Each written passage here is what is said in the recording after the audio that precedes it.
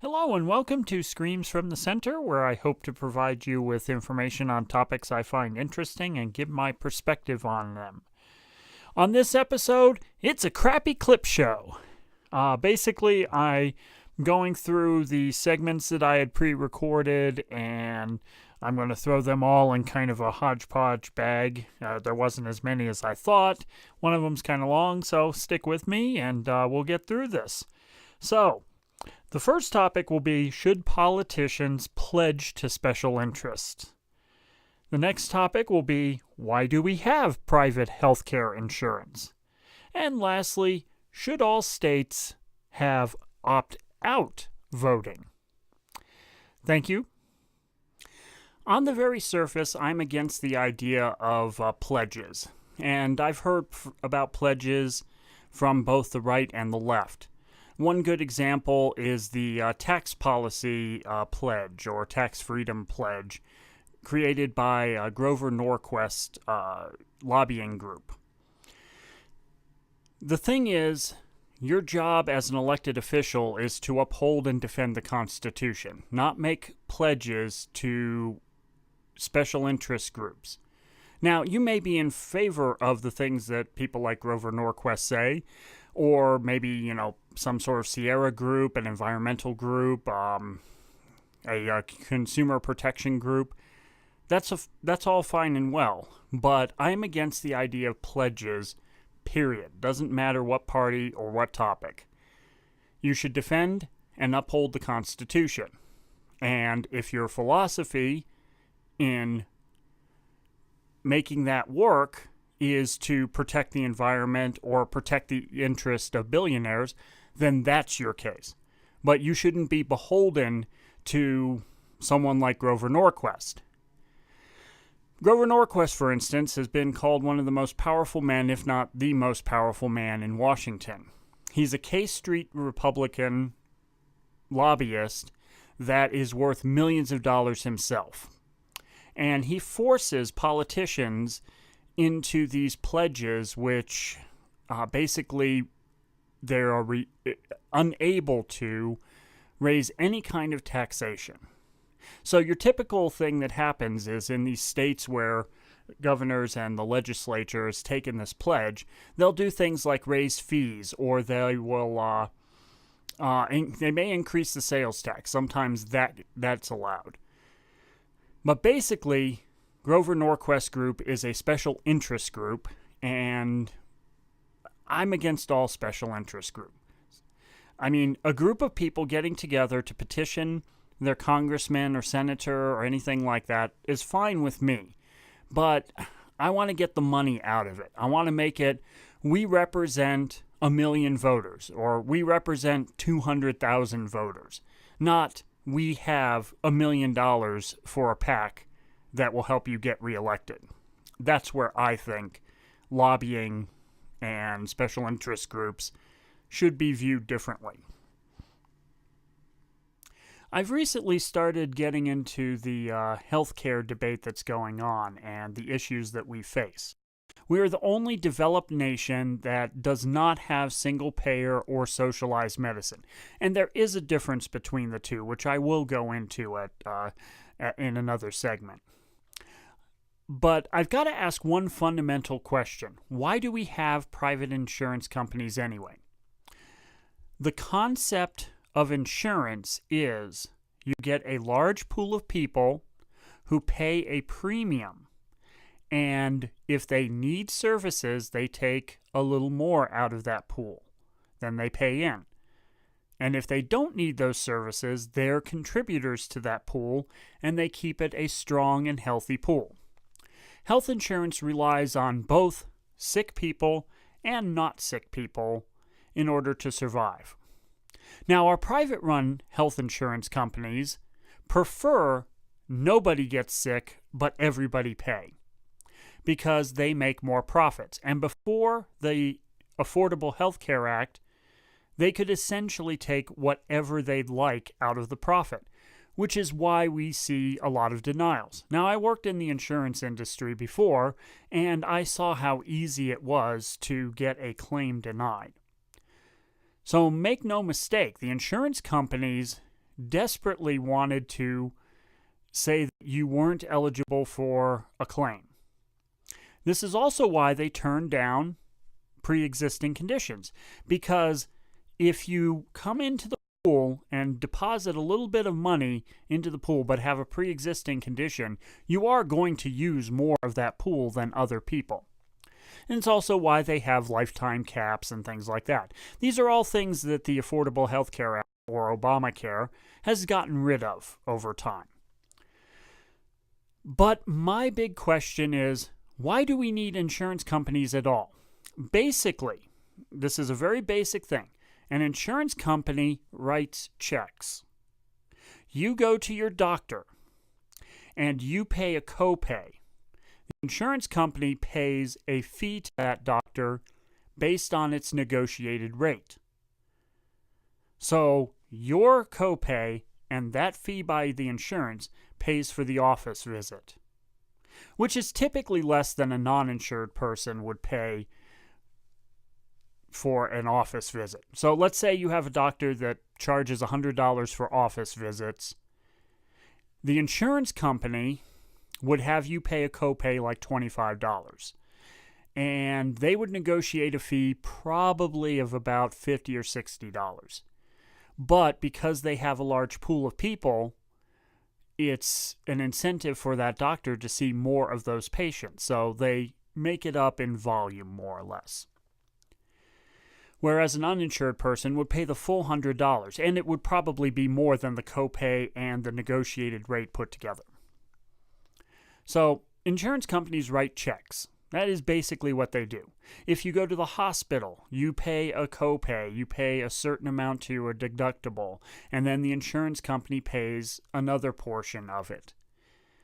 That's how insurance works. So it's essentially kind of a bank that you pay a little into in order to be able to pull a lot out if you need it. At least that's the basic concept. So I'm confused as to how you compete for that service. Essentially, all you are doing is charging people a premium, and then you're allowing them to go to a doctor. Now, this is presumably, not having a claim denied or anything like that. We'll say that all claims are approved. So essentially, you're going to the doctor and the insurance company's writing a check. So what's the competition? How do you, as an insurance provider, give better service? Maybe the claims processed faster? Maybe your rate is a little lower? I mean, we know that there's a rate game. We know that the insurance companies collude with each other to keep rates pretty nominal compared to each other. So there's no real competition in that regards. So when Republicans talk about this idea of the way to save healthcare in America is to allow insurance companies to compete on state lines, the truth of the matter is this is just a backdoor way of deregulating, and I'll explain why. Right now, every insurance company could operate in all 50 states. They just have to, in each state, follow the rules set forth by the Insurance Commission, which is a board. Usually it's at least one person, but it can be an entire board of people who help set insurance policy guidelines. What kind of coverage can you offer? What kind of deductibles are the maximums and all that kind of thing. They're a regulatory agency. Each state has one. And all you need to do is operate under those regulations for your state. Simple enough. And every insurance company can be in all 50 states.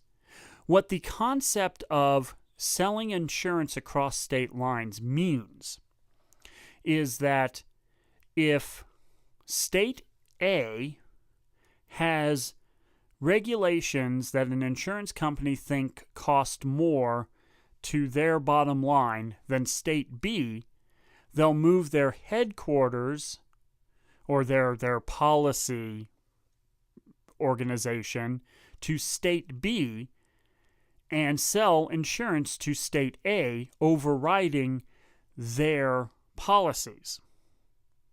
Now, you can make the argument that this makes insurance rates lower, and that may be true. But if you think about this applied to all 50 states, it's a race to the bottom.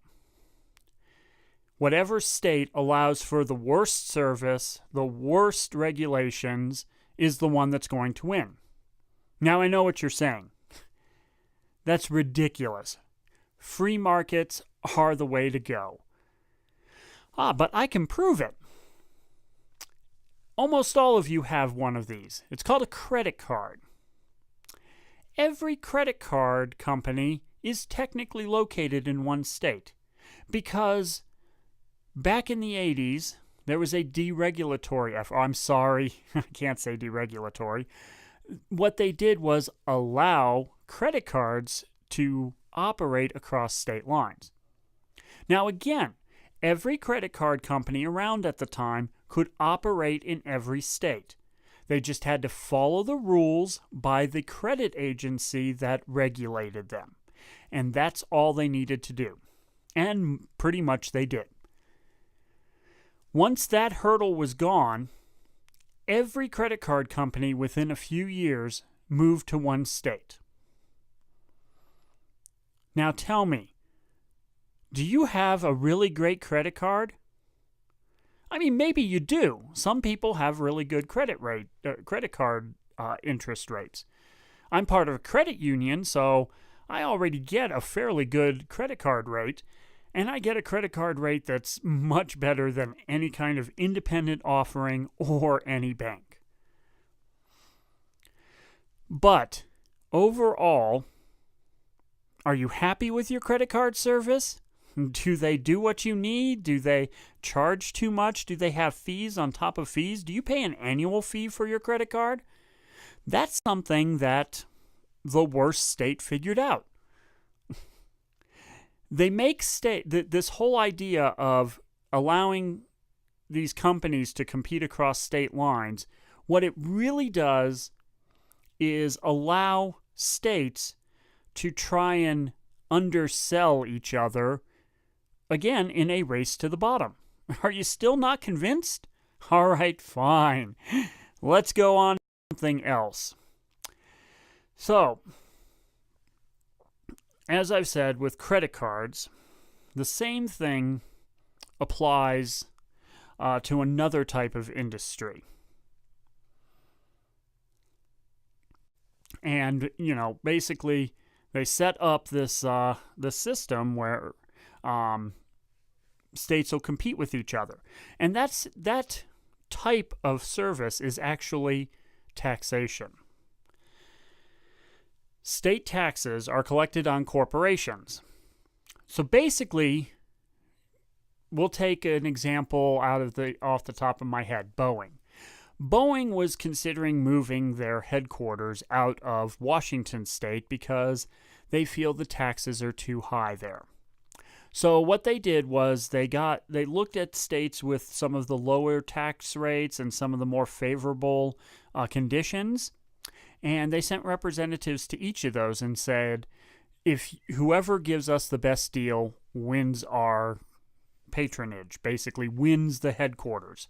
So you had these states sitting there saying, well, we'll drop your tax rate for 10 years. We'll drop your tax rate for 15 years. We'll give you a tax rebate every year in addition to dropping your tax rate. And all this does is the company will move their headquarters to whatever the winner is, or in my case and opinion, loser. And they'll stay there for that 10 years, 15 years, whatever the negotiated deal is. And then they'll play that game all over again. We've seen lots of companies who do this sort of thing. Give us what we want and we'll stay in your state. If not, we're going to pack up and leave because someone will give us a better offer. So all that does is make states fall over each other in order to give the best sweetheart deal to a multi-billion-dollar international corporation. I mean, you can argue the fact that bringing workers into the state is the incentive, and that has an overall good, except we're talking about a headquarters. We're not necessarily talking about a manufacturing facility. So these headquarters, while they employ a lot of people, they're not typically the expanse of the workforce. They're a small portion of it. It's the administrative portion of it. So how much does this really contribute to your state? So that's why, and getting back to the point on healthcare and insurance companies, are they worth it? That is why having them compete across state lines does nothing but a race to the bottom. So if we've ruled out the idea that competition's going to make a difference, or at least a favorable difference, why do we need insurance companies? If it's someone just writing a check when you go to the doctor, why can't we have the government do that? Why can't we pay a rate, a tax, whatever you want to call it, and the government writes a check? Now, I'm not talking about socialized medicine. There's a difference. Socialized medicine is when the government owns the hospitals, the doctors and nurses are all government employees. All the rates are fixed in there. There's no negotiation other than, say, perhaps union negotiations. I'm not talking about that. I'm talking about single payer. And what single payer is, it means essentially what it sounds like. You pay a premium, and that one insurer pays the rest of the fees. It's just like an insurance company, except the government doesn't have to make money off of it because the government isn't required to be a business, which is another argument point I have with my conservative friends. The government's not a business, so their main goal is to provide patient satisfaction. Now, I mean, you can make that argument that government bad, soup good. I don't care. Nominally speaking, fundamentally speaking, the idea of single-payer insurance is everybody pays into the same pool.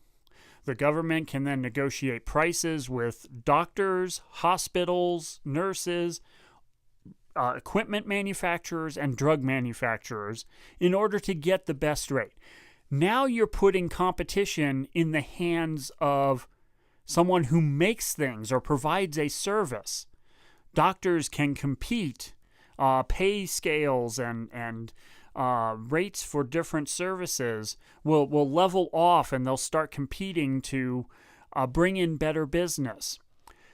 Medical equipment manufacturers, more people can get into manufacturing medical equipment. They can compete. They can try to offer their services and their products for lower and lower prices. Pharmaceutical companies will be encouraged to go generic so that they get more of that government money. Now, the system works. No system is ideal. I mean, we don't live in a perfectly balanced world, so forget trying to be perfect. But every developed country in the world has single-payer or socialized healthcare except us, the U.S. So you have to ask yourself, what are we doing wrong? Because we also had 46 million people uninsured, and now we've got court cases that could put 6 million people or more off of insurance. We've got Republican states that refuse the Medicare expansion, and there's millions of people who could use that.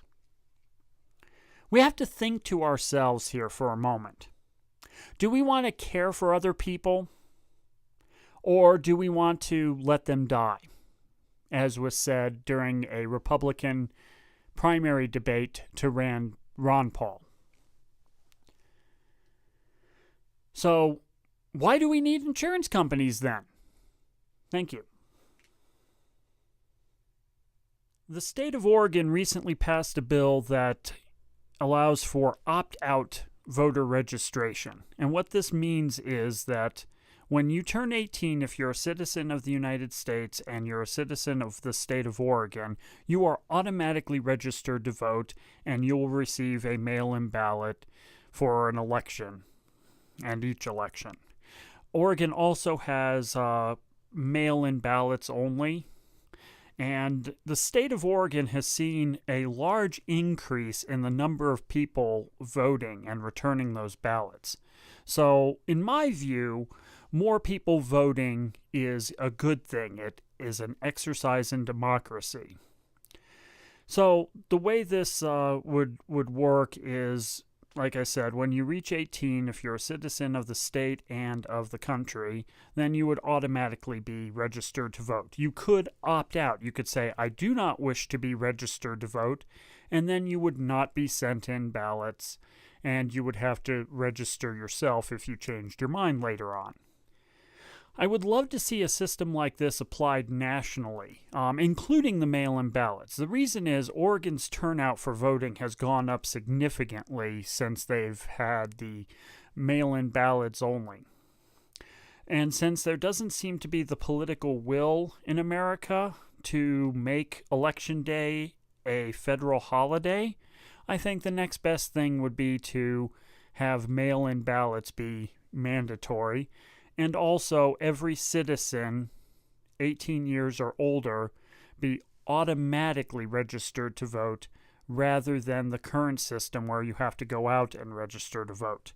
It would reduce errors in voter registration immensely, and it would fight voter fraud because we would know which citizens are which, and we would know that they are already registered to vote.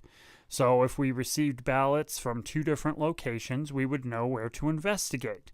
So also, if we had a national mail-in ballot system, we would also have an easier time picking out voter anomalies. So this should appease at least the theory that Republicans tend to put forth about voter fraud.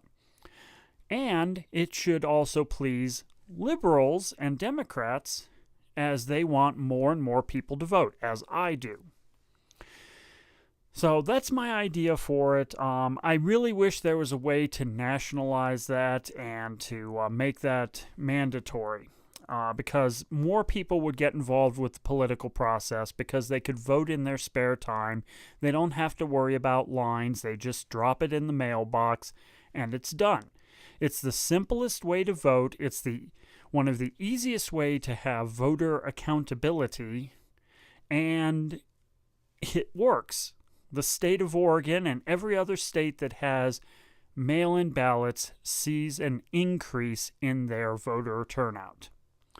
So I don't see a downside to this. I mean, if you do, let me know. Thank you. Thank you for joining me in this episode of Screams from the Center. Please leave comments below on how I can improve. Please subscribe, like, and share this video. My blog is at screamsfromthecenter.wordpress.com. On Twitter, I'm at DMLamont and ScreamsFTCenter. And on Facebook, I'm at Screams from the Center. Thank you for joining me.